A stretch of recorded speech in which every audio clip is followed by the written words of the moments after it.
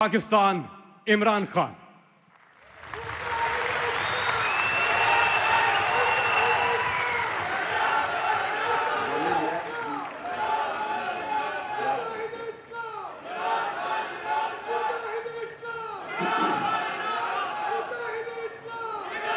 बिस्मिल्लाहिर्रहमानिर्रहीम। इय्याका नअबुदु व इय्याका नस्तईन।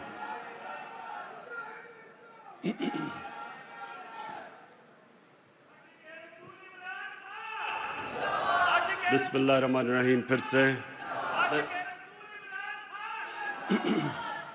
मैं सबसे पहले आज उन सब का जिन्होंने आज 12 रबीउल अव्वल को और 3 दिन पहले से सारे शहरों को सजाया हुआ है, पेशावर, लाहौर और ख़ास तौर पे जो इस्लामाबाद में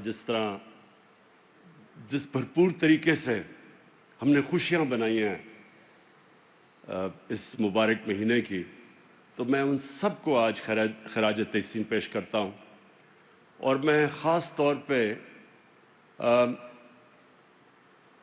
जो अभी आपको मैं एक छोटी सी फिल्म दिखाऊंगा 5 मिनट की, जिस तरह दिल से ये फिल्म बनाई गई है, मैं ये चाहता था कि एक ऐसी 5 मिनट की फिल्म हो जो कम से कम हमारी यूथ को, नौजवानों को बताए तो सही कि हम क्यों अपने नबी सल्लल्लाहु अलैहि वसल्लम से इतना इश्क करते हैं।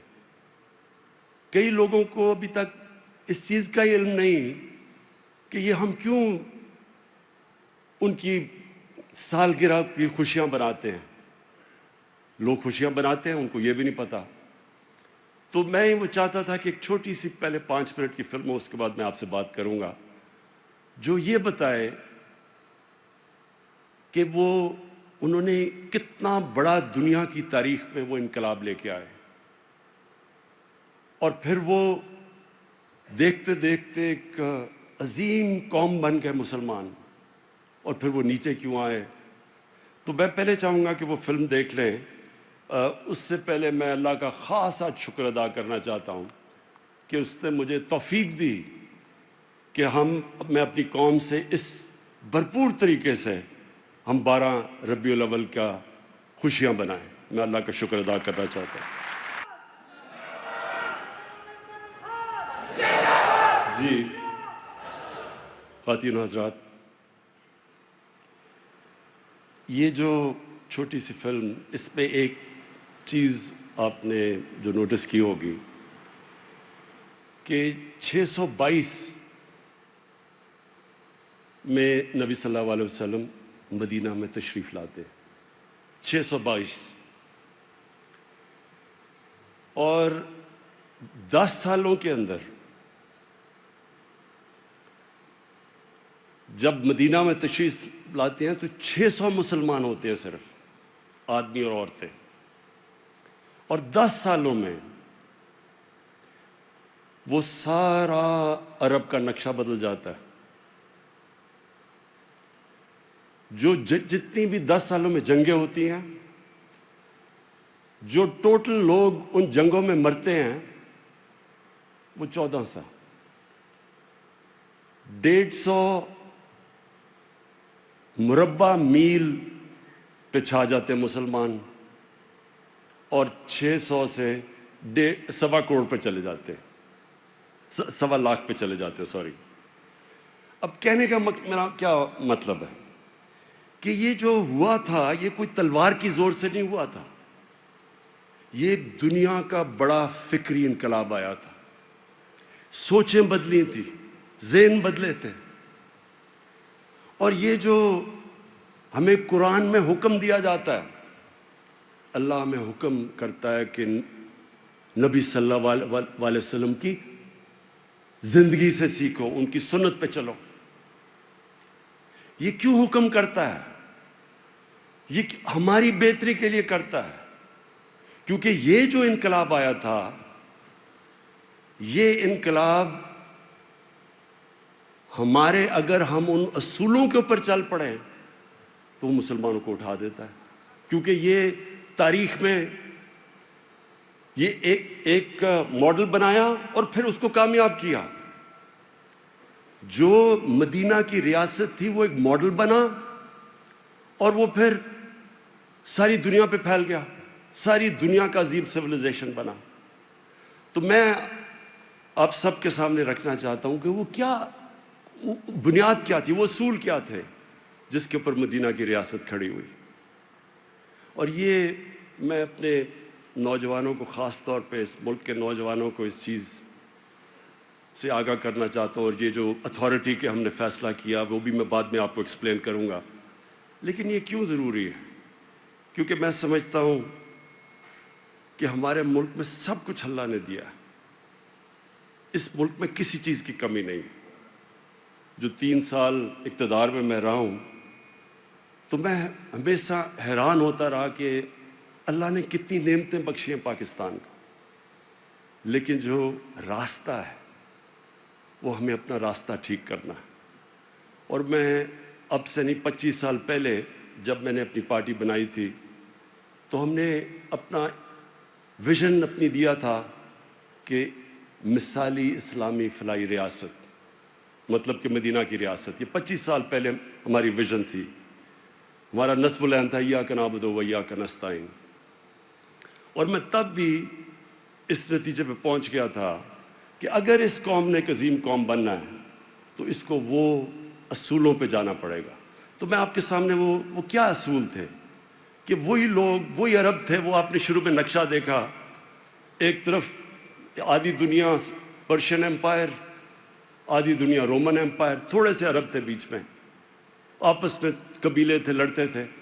تو وہ کیا ہوا کہ 622 سے لے کے 632 تک وہ کیا ہوا کہ وہ دو لوگ دنیا کی امامت کرنے شروع کر دیا. اور اگلے 20 سالوں کے اندر وہ موراکو سے لے کے تو ہندوستان تک پہنچ گئے, سینٹرل ایشیا تک پہنچ گئے.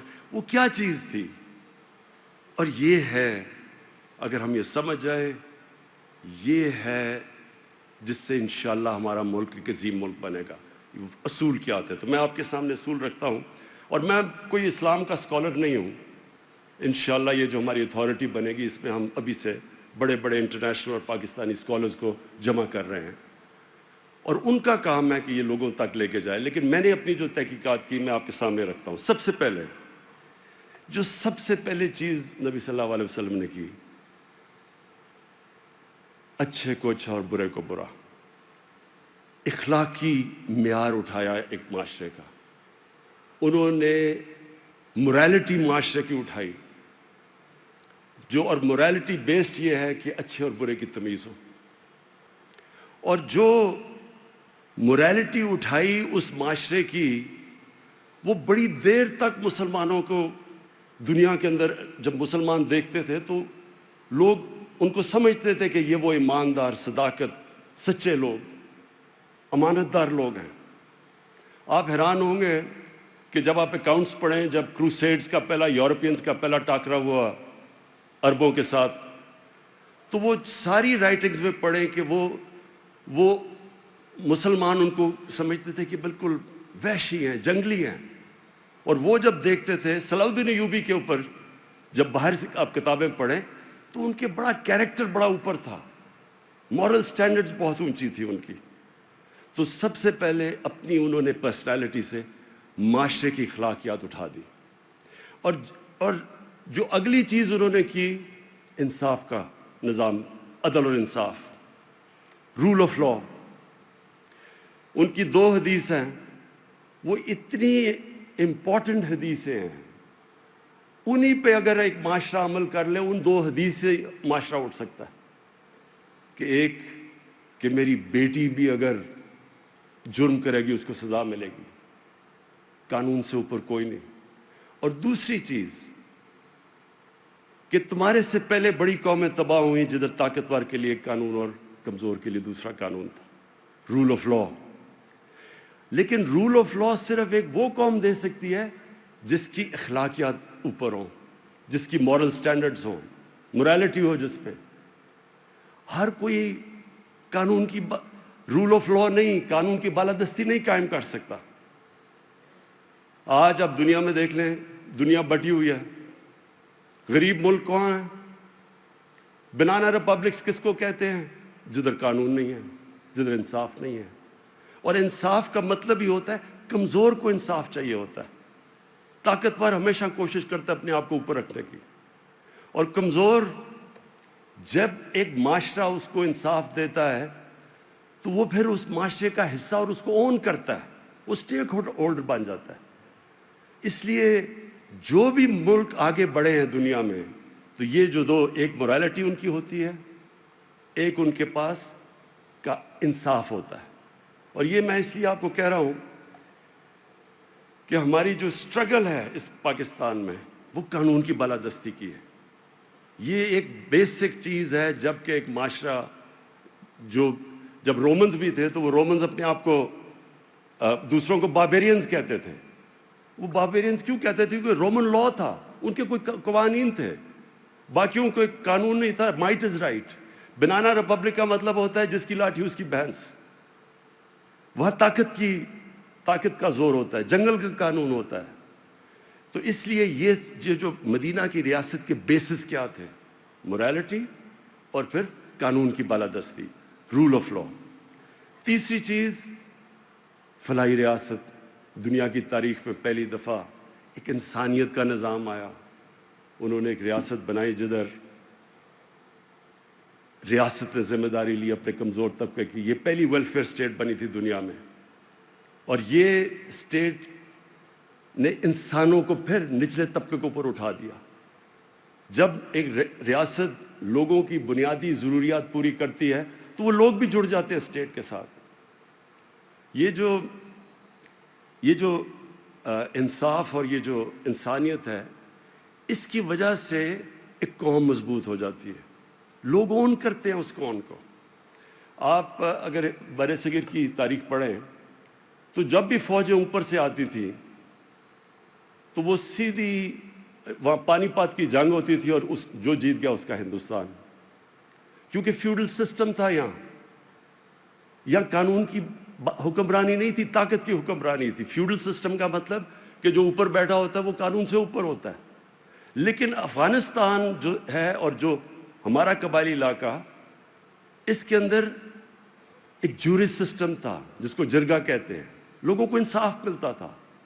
تو یہ آپ دیکھ لیں کہ سارا یہ علاقہ، انگریز ہوئے، روسی ہوئے، پھر امریکی ہوئے، جو برطانیہ میں نے جب فتح کیا ہوا تھا پورا ہندوستان، یہ جو قبائلی علاقہ تھا یہ مسلسل لڑتا رہا ان کے خلاف. وہ کیوں لڑے؟ کیونکہ وہ آزاد، انصاف نے ان کو آزاد کر دیا تھا. اور آزاد لوگ وہی لڑتے ہیں اپنی آزادی کے لیے. اگر میرے پاس آزادی نہیں ہے، اگر فیوڈل سسٹم ہے، تو مجھے کیا فرق پڑتا ہے کوئی باہر سے آ کے اوپر حکومت کر لے. اس لیے ہندوستان کو فتح کرنا آسان تھا. اس لیے افغانستان مشکل ہے فتح کرنا. وہ فتح کر لیتے ہیں، اس کے بعد پھر قوم کھڑی ہونی شروع ہو جاتی ہے آزادی کے لیے اپنی. تو یہ جو مدینہ کی ریاست میں انہوں نے انصاف دیا اور پھر لوگوں کی بنیادی حقوق دیے، ان کی جو بنیادی ضروریات اسٹیٹ نے پوری کی. اور تیسری چیز،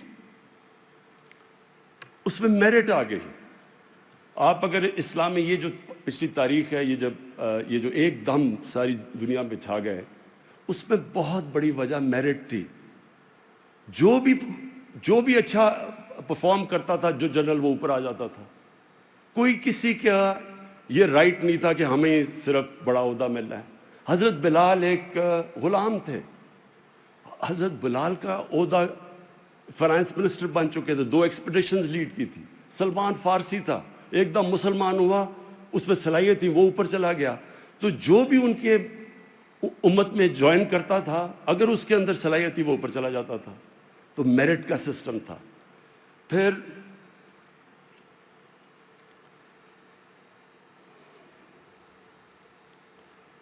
انہوں نے لیڈرز پروڈیوس کیے. جب آپ یہ جو دور ہے، میں نے جو چھوٹی سی فلم میں ایک دم پھیل گئے، تو آپ ساتھ ساتھ یہ دیکھیں گے کہ ایک کے بعد دوسرا لیڈر نکلتا گیا. جو ان کے ارد گرد تھا وہ لیڈر بن گیا. سارے صحابہ لیڈر بن گئے، کیونکہ ان کی انہوں نے جو ان کے اندر کیریکٹر بلڈنگ کی. اچھا، وہ کیا صلاحیت تھی؟ وہ لیڈر بن گئے. لیڈر کے اندر کیا کوالٹیز ہونی چاہیے؟ سب سے پہلے صادق اور امین، کبھی بھی کسی کی رسپیکٹ نہیں کرتی جو ایک ایماندار نہ ہو، سچا نہ ہو اور امانت دار نہ ہو، انصاف نہ کر سکے۔ کسی فیلڈ کے اندر کرکٹ کیپٹن کی بھی رسپیکٹ نہیں ہوتی، کوئی اگر ادارہ چلا رہا ہے، رسپیکٹ تب ہوتی ہے جب یہ صادق اور امین، اور پھر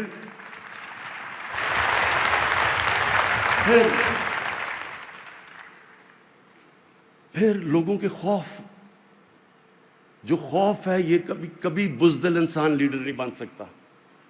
ان سب کے خوف ختم کر دیے، جو ان کے قریب تھا ایک سے ایک بڑا وہ دلیر لیڈر بن گیا۔ تو خوف کیسے ختم کیے؟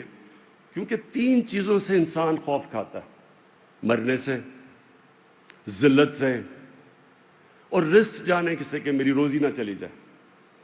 تو یہ قرآن کے اندر اللہ نے ان تینوں چیزیں کہا کہ یہ میرے ہاتھ میں ہے۔ تو جب اللہ کے ہاتھ میں زندگی ہے، جب عزت بھی اس کے ہاتھ میں ہے، جب رزق بھی اس کے ہاتھ میں ہے، لوگوں کے خوف چلے گئے۔ تو وہ ایک ایسے لوگ بن گئے جو کہ لیڈرز بن گئے، اور اتنے چھوٹے ٹائم میں، اور انشاءاللہ یہ ہماری اتھارٹی اس پہ ریسرچ کر کے سامنے لے کے آئے گی کہ کتنے زیادہ لیڈرز اتنے تھوڑے وقت میں بنے۔ ایک لیڈر نہیں تھا، ایک ہیرو نہیں تھا، ہیروز ہی نکلتے گئے۔ سب انسان چھوٹے سے، جو مولانا رومی کہتا ہے نا کہ جب اللہ نے تمہیں پر دیے ہیں تو چونٹیوں کی طرح کیوں زمین پہ رینگ رہے ہو؟ اقبال کے شاہین بن گئے، زنجیریں توڑ دی انہوں نے، جنہوں نے روکا ہوا تھا انسان کو، جو اس کا پوٹینشل ہے، اشرف المخلوقات، اللہ کی سب سے عظیم مخلوق۔ آزاد ہو گئے لوگ، چھوٹے لوگ بڑے لوگ بن گئے، دنیا میں وہ پھیل گئے۔ اچھا، پہلے ان کے ساتھ جو صحابہ تھے وہ سارے لیڈرز بنے، ان کو جو دیکھے نیچے وہ لیڈرز بن گئے۔ تو سارے مسلمان ملکوں کے اندر جو مسلمان جب پھیلے دنیا میں، تو اس میں سب سے بڑی کوالٹی لیڈرشپ تھی۔ پھر انہوں نے معاشرے میں کیا کیا؟ خواتین، اس سے پہلے عورتیں پراپرٹیز ہوتی تھی آدمی کی، انہوں نے پہلی دفعہ عورتوں کو پراپرٹیز میں رائٹس دے دیے، حقوق دے دیے۔ وہ حقوق جو یورپ میں کئی 100 سال بعد آئے، اس وقت انہوں نے عورتوں کو حقوق دے کے معاشرے کے اندر، انہوں نے آخری خطبے میں کہا کہ عورت پہ بھی اتنے حقوق ہیں جو آدمی پہ ہیں، اور آدمی پہ عورت پہ ہیں۔ پھر غلاموں کو انہوں نے جس طرح انہوں نے سٹیپس پہ غلاموں کو معاشرے کا حصہ بنایا، اس میں کسی اور قوم کی یہ تاریخ میں یہ نہیں ہے، کوئی مثال نہیں ہے ایسی۔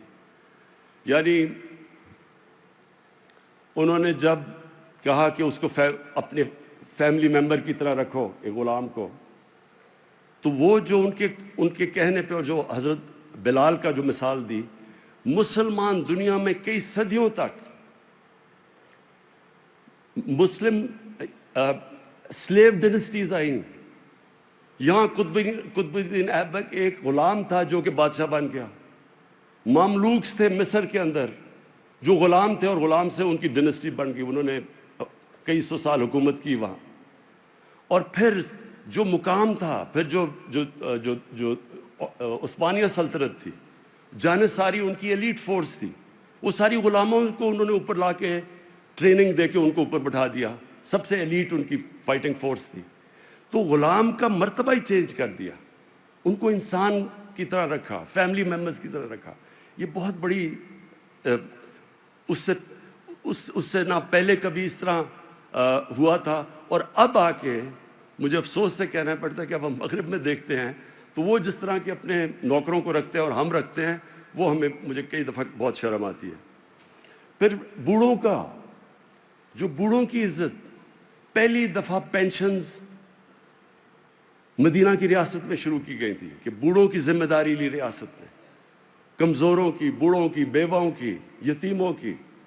یہ ایک انسانیت کا نظام کھڑا کیا۔ تو جب آپ دیکھیں دنیا میں اپنی تاریخ دیکھیں تو کون تھے وہ جو ہماری ہندوستان کی تاریخ دیکھ لیں، جتنے بڑے بڑے صوفی تھے یہ سب عاشق رسول تھے.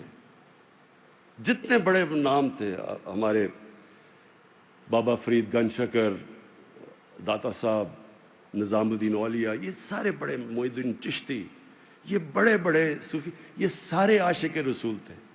اور عاشق رسول ہوتے ہوئے ان کے قدموں پہ چل پہ ان کے کتنا مقام بن گیا. آج بھی ان کے مزاروں کے اوپر لاکھوں لوگ آتے ہیں، ان کو پیار کرتے ہیں، آج بھی ان سے کرتے ہیں. تو اس کی وجہ یہ ہے کہ جو بھی ان کے قدموں پہ چلے گا، جو بھی چلا وہ اوپر آ گیا. اچھا، اب جو اور پھر انہوں نے کہا چائنا بھی جانا پڑے علم حاصل کرنے کے لیے تو جاؤ. جب سے پیدا ہوتے ہو جب تک قبر میں جاؤ علم حاصل کرو.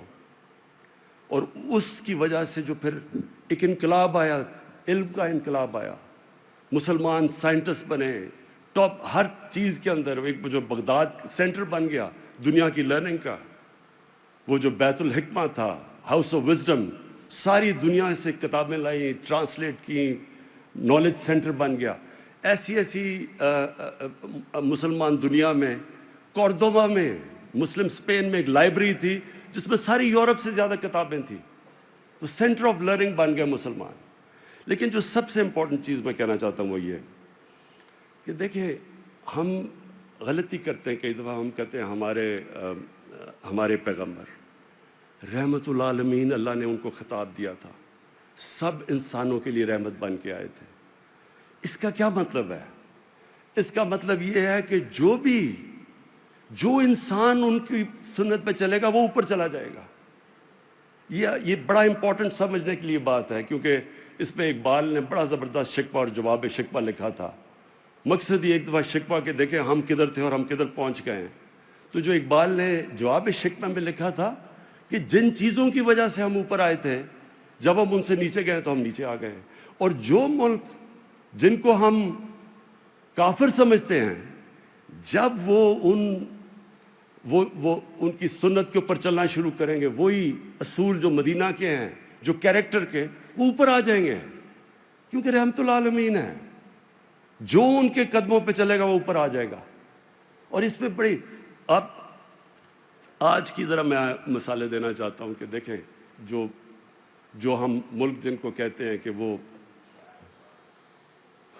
اس مسلمان نہیں ہیں، ذرا میں صرف آپ کو مثالیں دینا چاہتا ہوں اپنی زندگی سے. میں پہلی دفعہ جب برطانیہ گیا تو میں حیران ہو گیا وہاں دیکھ کے. مجھے تو ہمیں تو پتہ ہی نہیں تھا فلاحی ریاست کیا ہوتی ہے. اس ریاست کے اندر پہلی دفعہ ہم نے دیکھا کہ انسانیت کیا ہوتی ہے. غریب آدمی کے لیے مفت علاج، غریب آدمی کے بچوں کے لیے مفت تعلیم اور بہترین تعلیم. اگر وہ غریب آدمی بے روزگار ہوتا تو اس کو ان امپلائمنٹ بینیفٹس ملتے ہیں، اسٹیٹ اس کا دھیان رکھتی ہے. عدالت میں جاتا ہے اور اس کے پاس پیسے نہیں ہیں تو لیگل ایڈ ملتی ہے اس کو. یہ میں نے پہلی دفعہ چیزیں دیکھی وہاں جا کے. اور رول آف لا، یعنی قانون. میں آپ کو اپنا بتاؤں کہ میرا ایک وہاں کیس تھا انگلینڈ کے اندر. انگلینڈ کا بہت بڑا سٹار تھا ایان بوتھم. تو میں صرف آپ کو بتانا چاہتا ہوں کہ کیا فرق کیا ہے اور کیوں وہ آگے نکلے، کیوں ہم پیچھے ہیں اور کیسے ہم آگے نکل سکتے ہیں. میرا کیس تھا، وہ بھی انگلینڈ کا بڑا نام تھا، میرا اس سے کرکٹ میں بڑا مقابلہ ہوتا تھا. تو اس نے میرے اوپر عدالت میں کیس کر دیا. اس نے بھی سب سے بڑا وکیل لیا، میں نے بھی انگلینڈ کا سب سے بڑا وکیل لیا. تو مجھے یاد ہے میں جب میری اس سے پہلی بات ہوئی اور وہ میرے سے پوچھ رہا تھا، میرے ایویڈنس لے رہا تھا، تو اس نے مجھے روک دیا. اس نے کہا کہ اگر میں یہ آپ کو وارن کرنا چاہتا ہوں کہ اس میں ایک بھی چیز جو آپ لکھ رہے ہیں جھوٹ نکلی، وہ جج سیدھا آپ کو وہ پرجری کے اندر جیل میں ڈال دے گا. اور پھر اس نے کہا کہ میں آپ کو کوچ نہیں کر سکتا. میں تو کبھی عدالت میں گیا ہی نہیں تھا. اس نے کہا مجھے اجازت نہیں ہے کوچ کرنے کی. یعنی میں اسے پیسے بھی دے رہا ہوں، وہ یہ بھی نہیں مجھے بتا رہا کہ اندر میں نے عدالت میں کرنا کیا ہے. اس نے کہا تم نے صرف سچ بولنا جا کے. اور پھر میں تھوڑی دیر ہمارے اس کے بعد ایک بہت بڑا برطانیہ کا ایک نام تھا लॉर्ड जेफरी आर्चर, वो पाकिस्तानी का एक अजीज़ कुर्ता था पाकिस्तानी, उसका एक बड़ा केस हुआ वहाँ, वो पाकिस्तानी केस हार जाता है। 3 महीने के बाद पता चलता है कि वो जो लॉर्ड जेफरी आर्चर ने एक जो गवाह लेके आया था उसने झूठ बोल दिया। 3 महीने के बाद वो जेफरी आर्चर, लॉर्ड, जो इतना ताकतवर आदमी था बरतानिया में, उसको 3 साल की जेल हो गई पर्जरी के ऊपर, सिर्फ झूठ बोलने पे। अब मैं आपको क्या बताऊं, मैं पैनामा केस में, मेरे साथ और भी मेरे लोग बैठे जो अदालत में थे, अब मैं आपको क्या बताऊं कि किस तरह के वहां झूठ बोले गए। कतरी खत आ गया, आपको मैं यकीन दिलाता हूं कि इंग्लैंड के अंदर अगर कतरी खत आ जाता, सीधा ही अगर वो खत आ जाता तो उसी वक्त केस रुकना था और उसने जेल में डाल देना था उसको। फिर जी क्लिबरी फॉन्ट आ गई, वो क्लिबरी फॉन्ट 2007 में आती है, वो तो 2006 में कॉन्ट्रैक्ट दिखा देते हैं, अभी वो फॉन्ट आई नहीं होती, उसके ऊपर कोई एक्शन नहीं लिया जाता। ये ओथ के ऊपर झूठ बोला जा रहा है, जिस तरह झूठी गवाहियां होती हैं यहाँ, यानी वहां का अदालती निज़ाम और यहाँ का जमीन आसमान का फर्क है। और मैं तब समझा कि आपके पास मॉरल अथॉरिटी होनी चाहिए इंसाफ करने के लिए। अगर आपके पास मॉरल अथॉरिटी, आप इंसाफ नहीं कर सकते। किसी की जुर्रत नहीं है वहां, उधर का पार्लियामेंट्री निज़ाम, अब पार्लियामेंट्री निज़ाम जो है हमने भी उन्हीं का अपनाया हुआ है, हमारा वेस्टमिंस्टर मॉडल है। अब वहां का पार्लियामेंट, क्योंकि मेरी 20 साल गुजरे वहां, तो वहां का जो पार्लियामेंट्री निज़ाम है, जिसके ऊपर उनकी सारी पार्लियामेंट्री डेमोक्रेसी चलती है, वो है ही, अगर आपके पास इखलाकियत, अगर आपके पास इखलाकियत का मेयार है तो वो डेमोक्रेसी कामयाब हो सकती है, नहीं तो वो नहीं चलती। और इसीलिए बरतानिया की पार्लियामेंट्री डेमोक्रेसी चली नहीं है सिवाय बरतानिया के और एंग्लो सैक्सन मुल्क में, कनाडा में चल गई, ऑस्ट्रेलिया न्यूजीलैंड के अलावा सारी जगह पे वो बंदरबांट बन जाती है, क्योंकि उसके लिए एक बड़ा आपको मॉरल स्टैंडर्ड चाहिए होते हैं उस डेमोक्रेसी के लिए। वहां कभी कोई तसव्वुर भी नहीं कर सकता कि जनाब वोट बिकेगा। वहां कोई छांगा मांगा जैसी और वो जो बंद करके या मरी में बंद करके भेड़ बकरियों की तरह कभी लोग नीलाम नहीं होते, उधर कोई सोच नहीं सकता है। सबको पता है सेनेट के अंदर इलेक्शन में पैसा चलता है, वहां कोई तसव्वुर भी नहीं कर सकता ये। वहां अगर किसी के ऊपर कन्विक्शन हो जाए या चले उसके ऊपर इल्जाम लग जाए कि उसने पब्लिक के पैसे की चोरी की है, वो पार्लियामेंट तो छोड़े, वो किसी मीडिया में अपनी शक्ल नहीं दिखा सकता। तो देखिए, ये मैं आपको सिर्फ समझाने की कोशिश कर रहा हूं कि हमारे पास अल्लाह ने सब कुछ दिया है, लेकिन वो जब आज जो हमारा सारा प्रोग्राम और आज जो हम सेलिब्रेट कर रहे हैं 12 रबीउल अव्वल, हमारी कोशिश होनी चाहिए कि उनकी तरफ पहले सुन्नत सीखे तो सही। जो अल्लाह ने वादा किया है कि जो उनकी सुन्नत पे चलेगा वो ऊपर चला जाएगा, इसलिए तो वो रोल मॉडल हैं। मैंने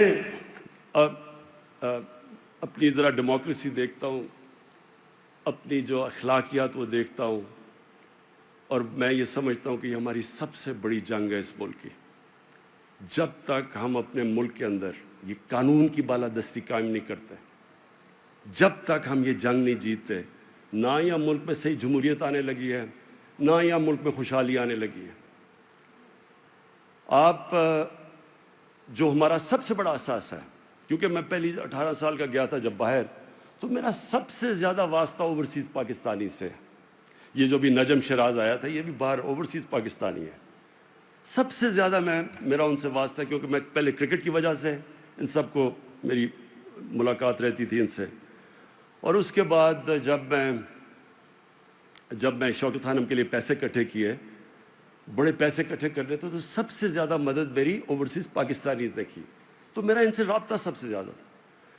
मैं हमेशा ये देखा, वो बेचारे मेहनत करते थे, पाकिस्तान में नौकरियां नहीं मिलती थी, या हमारा मेरिट का सिस्टम नहीं था, काबिल लोग होते थे, बाहर जाते थे, मेहनत करते थे, काम करते थे, लेकिन हमेशा ज़हन में होता था कि जब मैं पैसे बना लूँ मैं वापस पाकिस्तान जाऊँगा।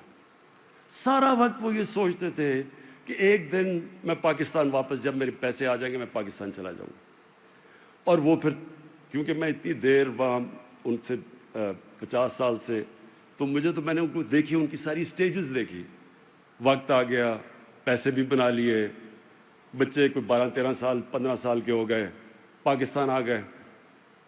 پاکستان میں بزنس شروع کی، پہلا فراڈ ہوا، دوسرا فراڈ ہوا، واپس بینکرپٹ ہو کے واپس چلے گئے. بچے وہ پاکستان میں ایڈجسٹ نہ ہو سکے تو وہ ترستے ہی رہ جاتے تھے.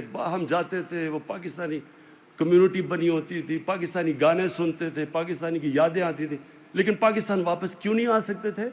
کیونکہ ان کو عادت پڑ جاتی تھی ایک بہتر موریلٹی کی سوسائٹی میں، ایک قانون جدھر رول آف لا ہے، اس کی عادت پڑ جاتی تھی. ان کو بزنس ادھر کرتے تھے، محنت کرتے تھے، لیکن کامیاب جب ہوتے تھے تو وہ اس سوسائٹی میں ہوتے تھے جدھر وہ، اگر آپ محنت کرتے ہیں آپ کو پھل ملتا ہے.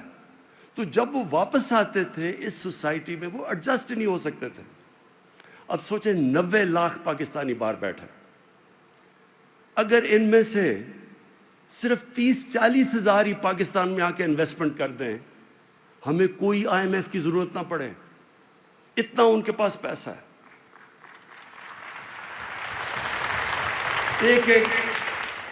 ایک پاکستانی میں جانتا ہوں جس کے پاس صرف اکیلے کی دولت اتنی ہے جتنا ہمارے IMF کا قرضہ ہے. ایسے جانتا ہوں میں وہاں. لیکن ان سے پوچھیں کہ آپ پاکستان کیوں نہیں آتے، وہ پاکستان کا سسٹم ان کو پاکستان نہیں آنے دیتا، وہ ترستے ہیں پاکستان آنے کے لیے. تو یہ جو موریلٹی، قانون کی بالادستی، یہ ہمارے ملک کے لیے، اس لیے اگر ہم نے خوشحال ہونا ہے تو ہمیں ضرورت ہے اس کی. اپنے ملک کو جب تک جو پوٹینشل آزاد کرنا ہے تو تب تک یہ نہیں ہوگا جب تک ہم اس ملک میں قانون کی بالادستی قائم نہیں کریں گے، جب تک ہم اپنی اخلاقیات کو نہیں اوپر لے کے جائیں گے. اور یہ اللہ نے جب رحمت العالمین کا خطاب دیا تو انہوں نے کہا کہ جو ان کے راستے پہ چلے گا وہ اوپر چلا جائے گا. آپ دیکھ لیا برطانیہ کے اندر ایک بڑا زبردست ایک سیکنڈ ورلڈ وار میں ایک انسیڈنٹ ہے کہ ہٹلر کی فوجیں سارا یورپ فتح کر لیا، انہوں نے سارا یورپ فتح ہو گیا. اب وہ انتظار کر رہی ہیں برطانیہ میں آنے کے لیے، صرف راستے میں سمندر ہے، بمباری ہو رہی ہے، بلٹس ہو رہی ہے، ایک بلڈنگ نہیں کھڑی، لندن کی تباہ ہو رہی ہیں بلڈنگ. تو لوگ خوف زدہ ہو کے ان کے پرائم منسٹر ونسٹن چرچل کے پاس پہنچتے ہیں اور کہتے ہیں کہ پرائم منسٹر صاحب کیا ہم بچ جائیں گے، کیا ہم قوم بچ جائے گی؟ اس نے آگے سے جواب دیا کہ کیا ہماری عدالتیں انصاف دے رہی ہیں؟ وہ دنگ رہ گئے کہ ہم کہہ رہے ہیں کہ اس کی ہٹلر کی بمباری ہو رہی ہے، تباہ کر رہا ہے، ملک ہے، وہ کہہ رہا ہے آگے سے کہ عدالتیں انصاف دے رہی ہیں. اصل میں وہ مطلب اس کا یہ تھا کہ کیا ہمارے میں ابھی تک وہ اخلاقی معیار ہے کہ ہماری عدالتیں انصاف دے رہی ہیں، کہ ان میں قوت ہے انصاف دینے کی؟ تو ہوا کیا؟ برطانیہ تو بچ گیا، جرمنی بھی شکست کھا گیا، جاپان بھی شکست کھا گیا. جرمنی کے اندر ایک بلڈنگ نہیں کھڑی تھی جب جنگ ختم ہوئی. جاپان کے اوپر 2 ایٹم بم گر چکے تھے. 10 سالوں میں دونوں قومیں کھڑی ہو گئیں. کیوں کھڑی ہو گئیں؟ کیونکہ اخلاقیات کو بمباری سے آپ تباہ نہیں کر سکتے.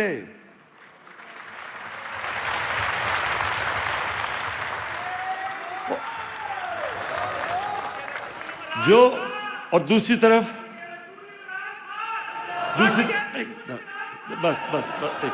دوسری طرف آپ دیکھ لیں ہماری زندگی میں بیروت، سارے مڈل ایسٹ کا بیروت کو کہتے تھے پیرس ہے مڈل ایسٹ کا.